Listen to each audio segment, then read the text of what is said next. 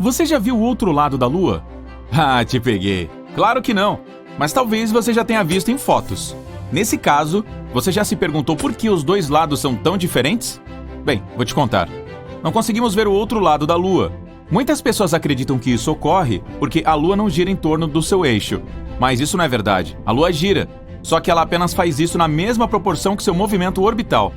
Esse é um caso particular de travamento de maré chamado rotação síncrona. A primeira vez que vimos o lado distante foi só em 1959, graças às missões soviéticas Luna e mais tarde ao programa Apollo dos Estados Unidos. Mais tarde, quando a Luna 3 e outras naves espaciais transmitiram as primeiras imagens do lado distante, elas revelaram um hemisfério muito mais cheio de crateras e que se parecia mais com o Mercúrio ou a Lua Calisto de Júpiter. Ela era completamente diferente do que estávamos acostumados. E foi aí que aprendemos o quão uau o outro lado realmente é. Não, sério, olha só isso. O lado mais próximo pode ostentar sua crosta mais fina e lisa. Essas belas manchas escuras são chamadas de marés lunares, que são remanescentes de antigos fluxos de lava. E quando digo antigos, é isso mesmo. Eles têm mais de 3 bilhões de anos. Enquanto isso, a crosta do outro lado é mais espessa e cheia de crateras. Os fluxos de lava quase não tiveram efeito sobre essas crateras de impactos. Ela também é desprovida de quaisquer marés de grande porte. Meio que parece um queijo branco seco. Para ser sincero, você não concorda que o lado mais próximo é muito mais bonito? Deixe sua opinião nos comentários. Então, há apenas 50 anos, aprendemos sobre as diferenças aparentes. Mas os cientistas descobriram algo estranho. Ambos os lados são diferentes, mesmo na composição geoquímica. E não é só isso. Nosso lado era vários quilômetros mais estreito que o outro. Mas de onde vieram essas diferenças significativas em uma bola de pedra flutuante comum? Para os cientistas, era um mistério. E começaram a surgir muitas teorias. A teoria da Lua derretida foi a principal por um tempo. Ela diz que a Lua era assim por culpa da Terra. Isso aconteceu há vários bilhões de anos. A Lua nasceu devido a uma colisão. Um dia, um objeto do tamanho de Marte colidiu com a Terra. Naquele momento, um pedaço dele se partiu e mais tarde se tornou a Lua. No entanto, esse pedaço estava em algum lugar 15 vezes mais perto da Terra do que está agora. Alguns artistas criaram imagens da chamada Lua primitiva. Ao contrário da nossa linda bola branca, a Lua primitiva era uma fervente bola escarlate de aparência estranha. Esse pedaço não nos deixou depois da separação. Ele ficou sob um travamento de maré logo após. A Terra, depois da colisão, ainda era um inferno incandescente, cheia de fogo e lava. Ela fervia a uma temperatura de 2.480 graus Celsius.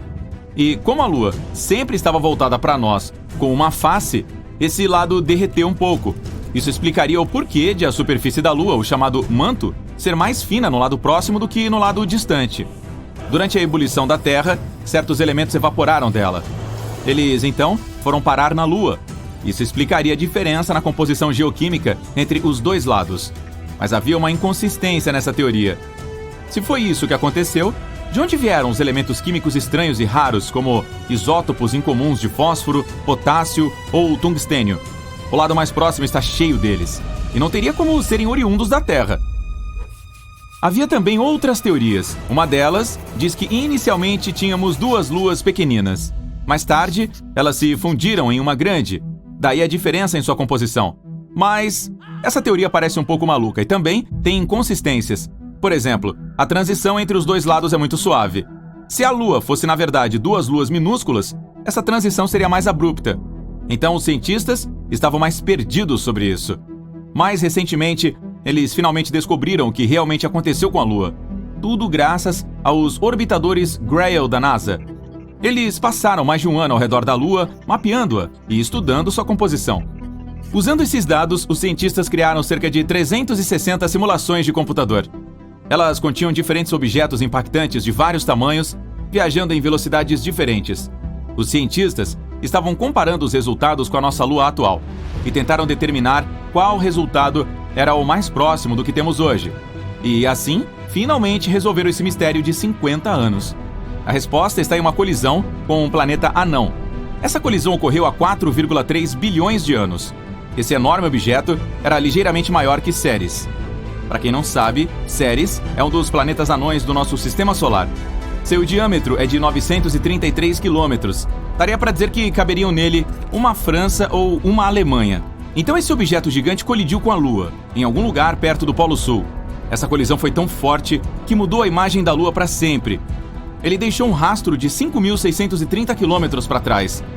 Você levaria cerca de 14 horas de avião para voar essa distância. Essa cratera cobriu todo o lado da Lua mais próximo de nós.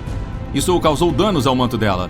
Também criou a chamada Bacia do Polo Sul Aitken, ou Bacia do SPA. Essa é uma cratera de impacto e tem um diâmetro de 2.570 quilômetros, algo como o equivalente a um Reino Unido mais uma Alemanha. Ela é pequena, mas é importante. A formação dessa bacia foi um evento decisivo na história da Lua. Ela é a segunda maior cratera de impacto do Sistema Solar. A colisão também fez com que uma forte onda de calor se espalhasse pela Lua. Essa onda se espalhou sobre os restos desses minerais raros e quentes que os cientistas encontraram no lado próximo. Foi assim que nosso belo lado se tornou o lar de algo chamado Terreno Lunar Prolaceron Creep, ou, com a abreviação do inglês, PKT. É basicamente uma anomalia de composição, uma concentração de potássio, fósforo e outros elementos raros, como o tório. Você pode dizer que esses minerais são um presente para nós das profundezas do espaço. De qualquer forma, houve muitas, e quero dizer, muitas colisões na história da Lua. Todas elas apenas aprofundaram mais essa já enorme cratera. É por isso que o manto do lado mais próximo foi ficando cada vez mais fino com os anos. Além disso, nossos minerais preciosos emitiam muito calor, então o manto derreteu um pouco mais. Isso acidentalmente fez com que os vulcões da Lua despertassem. A atividade vulcânica aumentou no lado próximo. Intensos fluxos de lava encheram as antigas crateras vazias. Tcharam! E nasceu o belo mar lunar. Foi assim que tudo aconteceu. Todas essas informações foram encontradas graças aos pesquisadores das universidades de Brown, Purdue, Stanford e do laboratório JPL da NASA. A pesquisa foi publicada no Journal of Geophysical Research, Planets. Então você pode ler sobre isso com mais detalhes se estiver interessado. Ainda há muitas coisas que precisamos aprender sobre a Lua. A maior prioridade é a missão de retorno para a bacia do Polo Sul Aitken. Amostras trazidas de lá serão usadas para determinar com mais precisão a idade da Lua, sua história e a natureza da crosta e do manto. Outro alvo crítico é o Mar de Moscou. Esse é o nome de uma grande planície de lava no outro lado da Lua. Estudá-lo nos ajudará a entender melhor a diferença entre os dois lados, além de nos dizer como o outro lado foi formado. Todo esse conhecimento é significativo para a compreensão da história da Lua, mas também é útil para a exploração espacial em geral. Os cientistas usam a Lua como ponto de referência para determinar a idade de outros planetas e mundos inteiros no espaço. A Lua nos ajuda a determinar a cronologia da vida de todo o Sistema Solar. Vamos torcer por novas pesquisas e descobertas emocionantes. Um objeto que pesa bilhões de vezes a massa do nosso Sol deve ser fácil de encontrar, certo? Errado. Infelizmente, pode não ser tão simples assim, como no caso de um buraco negro perdido. Mas vamos viajar para o aglomerado de galáxias Able 2261, que abriga um buraco negro supermassivo em seu centro. Ou, pelo menos, é onde ele deveria estar. O principal problema é que esse fenômeno espacial gigante não está em lugar nenhum. Ora, esses objetos supermassivos são megamonstros que se agitam lentamente nos centros de suas galáxias de origem. Eles reúnem enormes nuvens de gás e poeira ao redor, o que os faz inchar em tamanhos que a mente humana não consegue imaginar. Se um buraco negro supermassivo, como o que habita o centro da nossa galáxia Via Láctea, se aproximasse um pouco mais do nosso Sistema Solar, estaríamos condenados. A distância entre essa coisa enorme e a Terra poderia ser de várias dezenas de anos-luz e, ainda assim, causaria estragos por aqui. O nosso planeta, juntamente com outras coisas que compõem o Sistema Solar, seria puxado para a órbita do buraco negro e condenado a girar em torno dele por toda a eternidade ou mais. Quem sabe, não é mesmo? Portanto, é bom que esses monstros fiquem longe de nós no momento. Então, vamos ver o que aconteceu com esse supermassivo que fugiu daquele gigantesco aglomerado de galáxias a cerca de 2,7 bilhões de anos-luz de distância daqui. Os cientistas têm procurado por ele com a ajuda do Observatório Chandra de Raios-X da NASA e do Telescópio Espacial Hubble, mas até agora, nenhum resultado. O principal problema de encontrar um buraco negro é que ele é escuro. E o espaço é, você adivinhou, escuro também. Portanto, não há nenhum tipo de contraste que possa ajudar os astrônomos a identificar um. Mas eles ainda não desistiram. Afinal, contam com muitas outras tecnologias para encontrar buracos negros, pequenos e grandes, na vastidão do espaço. Alguns desses métodos envolvem a observação das estrelas que os orbitam. Às vezes, é um sinal fraco de onda gravitacional produzido quando dois buracos negros colidem. Mas a técnica mais confiável é observar a poeira e o gás caindo para o seu destino. O fato é que esses objetos espaciais possuem uma gravidade insana, portanto as regiões do espaço ao redor deles geralmente são um pouco caóticas. Gás e poeira são puxados para o abismo sem fundo, comprimindo-se e aquecendo-se. Nesse processo, é liberada uma enxurrada de radiação de raios X. Assim, os astrônomos procuram fontes extremamente brilhantes desses raios no universo. É provável que sejam os últimos suspiros de aglomerados gigantes de material antes de desaparecerem em um buraco negro. Então, por que os cientistas não conseguem encontrar essas assinaturas de raios X deixadas pelo rebelde em Able 2261? Uma das coisas mais misteriosas sobre seu desaparecimento é que os radiotelescópios detectaram alguns sinais de plumas maciças de material superaquecido lançadas em algum momento nos últimos 50 milhões de anos. Elas foram provavelmente causadas por um grande buraco negro, que não se encontra em lugar algum atualmente. Portanto, no momento, só podemos jogar um jogo de adivinhação. Talvez dois deles, de tamanho médio, tenham colidido, empurrando o gigante recém-fundido para fora do centro da galáxia. As observações das estrelas nela mostraram um aglomerado de material denso a alguns milhares de anos-luz de distância do núcleo. Talvez seja o buraco negro em fuga, mas, infelizmente, nenhum sinal de raios X está vindo dali. Ou ele ainda pode estar lá, em seu devido lugar. Mas você sabe, dormindo. Se não receber um novo suprimento de gás e poeira, não terá nada para se alimentar. Como resultado, não pode liberar uma enxurrada de raios X. Mas, novamente, a resposta "não perturbe, o buraco negro está dormindo agora" não é muito satisfatória, porque ele não está recebendo seu alimento espacial. O que aconteceu há 50 milhões de anos? O que é aquele aglomerado de material que está se afastando rapidamente do centro da galáxia? Tantas perguntas e nenhuma resposta até agora. Pelo menos sabemos como são os buracos negros. Bom, mais ou menos. Na verdade, é a sombra do horizonte de eventos de um desses monstros visível contra um material brilhante superaquecido que cai dentro dele. A primeira foto de um buraco negro apareceu em 2019, mas os dados para sua criação foram coletados em 2017. Uma equipe internacional composta por mais de 200 astrônomos levou 2 anos para montar a imagem. Podemos admirar esse incrível fenômeno espacial graças a uma vasta rede global de telescópios chamada Event Horizon Telescope Collaboration, ou simplesmente EHT. Por que esse nome? O fato é que o horizonte de eventos é um ponto sem retorno nos arredores de um buraco negro. Não há como escapar das garras dele quando algo, por exemplo, matéria, radiação ou luz, atinge esse limite. De qualquer forma, para capturar a primeira imagem de um deles, os cientistas criaram um telescópio virtual que ficou tão grande quanto o nosso planeta, combinando a potência de 8 poderosos radiotelescópios. Mas não foi uma tarefa fácil. Os pesquisadores tiveram que apontar simultaneamente todos em uma ordem meticulosamente planejada, com a ajuda de relógios atômicos precisos ajustados em cada telescópio. Além disso, para minimizar as chances de chuva e mau tempo, eles até construíram os aparelhos em regiões super secas, como o deserto de Atacama, no Chile, e o Polo Sul. Em cada dia de observação, o equipamento coleta cerca de 350 terabytes de dados, 10 vezes mais que a quantidade diária do Grande Colisor de Hadrons. Mas vamos falar mais sobre os buracos negros em si. Existem os estelares, menores, mas ainda mais perigosos do que seus pares supermassivos. Eles aparecem quando estrelas que esgotaram seu alimento estelar caem em si mesmas. Se uma já foi grande o suficiente, ela continua se comprimindo e se comprimindo mais um pouco e pronto! Nasce um buraco negro estelar bebê.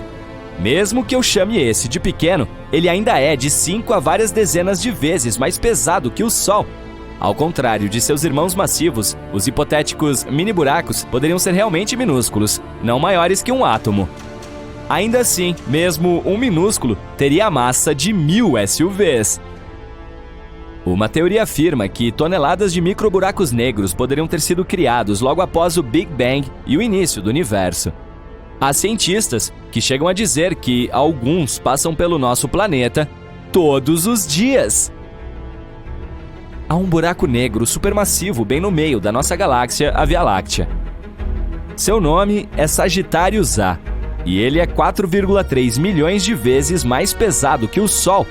E não, nós não seremos puxados para dentro dele. Sua distância para a Terra é de mais de 26 mil anos-luz, longe demais para ter qualquer influência sobre o nosso planeta. A propósito, recentemente os astrônomos descobriram que esse supermassivo pode estar vazando. Se isso for verdade, provavelmente significa que Sagitários A não é um gigante adormecido como se pensava anteriormente. Ainda pode estar ativo, e o vazamento registrado pelos pesquisadores talvez seja o soluço dele enquanto engole nuvens de gás. Quem sabe devêssemos fazer esse bebê arrotar? Se algum dia você se encontrar perto de um buraco negro, prepare-se para o fato de que o tempo ficará significativamente mais lento. Isso pode funcionar se você não estiver ansioso para envelhecer, só não se deixe levar para trás do ponto de não retorno. Outro perigo de ficar ao redor de um buraco negro é que ele pode começar a se comportar como um enorme vulcão galáctico. De tempos em tempos, esses objetos espaciais se inflamam, mas em vez de expelir lava, produzem enormes quantidades de energia. Isso abre furos no material e no gás ao redor. Há pouco tempo, os cientistas descobriram uma das maiores crateras do universo.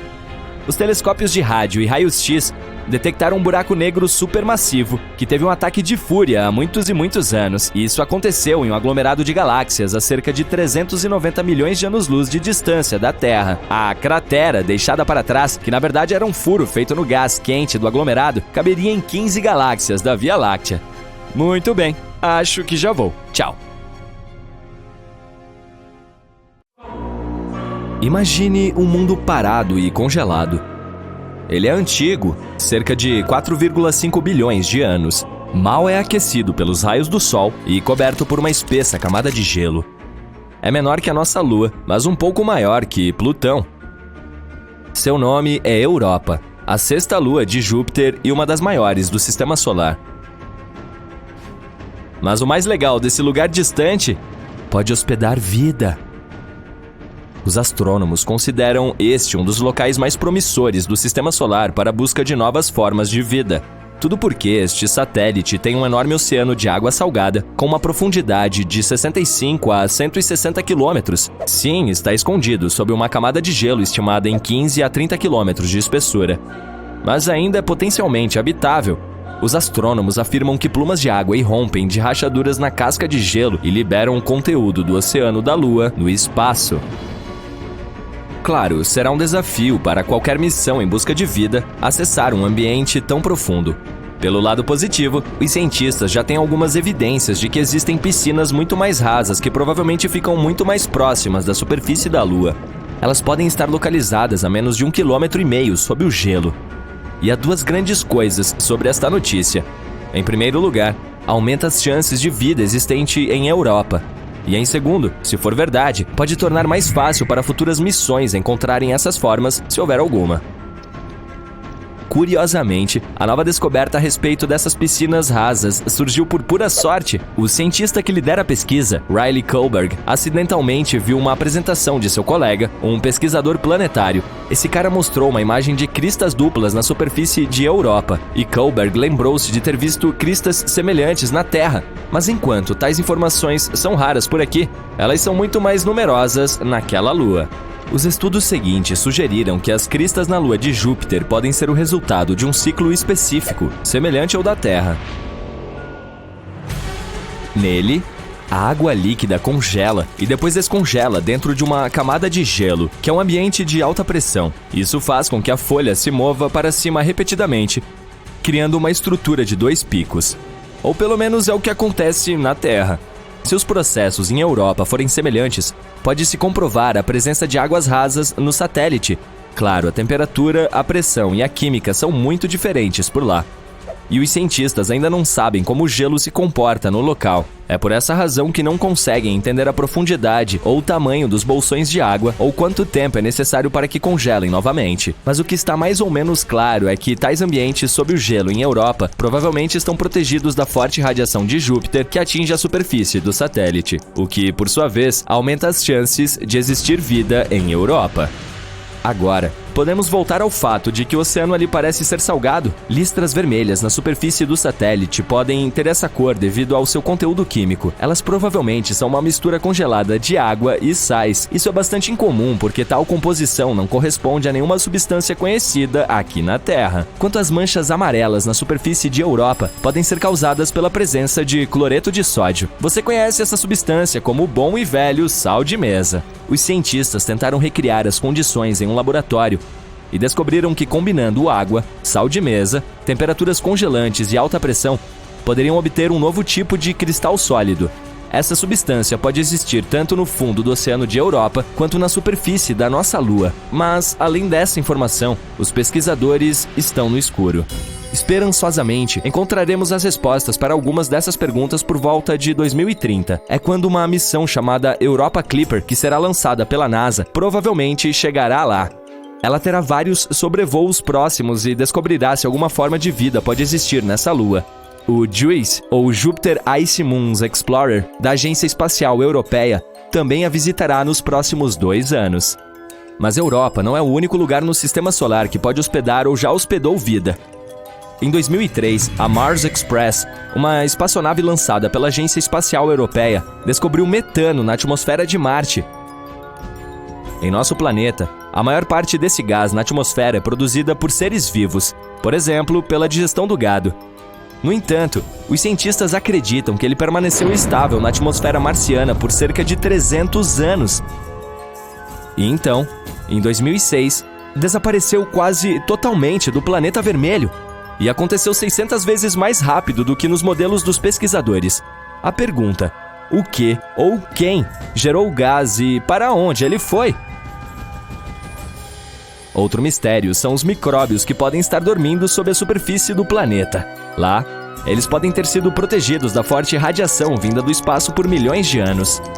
Os cientistas simularam as condições de Marte em um laboratório para verificar se isso poderia ser verdade, e ficaram surpresos ao descobrir que as bactérias seriam capazes de sobreviver facilmente em tais condições por 280 milhões de anos, o que significa que, se existisse vida por lá, poderíamos encontrar evidências no subsolo do planeta perfurando o solo. No momento, não há água corrente em Marte e as células ou esporos simplesmente secariam. Além disso, a temperatura da superfície é semelhante à do gelo seco. Em outras palavras, ela está profundamente congelada. E ainda assim, pode haver 6 tipos de bactérias e fungos vivendo no subsolo do planeta vermelho. O mais provável é apelidado de Conan, a bactéria, devido à sua natureza resistente. Bem, acho que o tempo vai mostrar. Agora vamos para Vênus. Em 2020, cientistas anunciaram que em sua atmosfera tóxica havia algo que poderia significar a existência de vida. Infelizmente, não havia nenhuma evidência, pois não era possível coletar amostras de micróbios ou tirar fotos da vida extraterrestre. Mas eles apontaram a descoberta de uma substância química chamada fosfina por lá, e isso era um grande problema.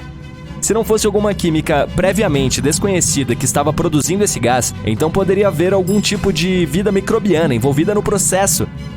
A fosfina é composta por 3 átomos de hidrogênio e 1 de fósforo. Este gás é tóxico para qualquer forma de vida terrestre que necessite de oxigênio, inclusive para nós, humanos. Em nosso planeta, a fosfina pode ser encontrada em locais com pouco ou nenhum oxigênio, por exemplo, pântanos e charcos. O gás é criado por misturas complexas de bactérias que vivem lá. Também pode ser produzido industrialmente.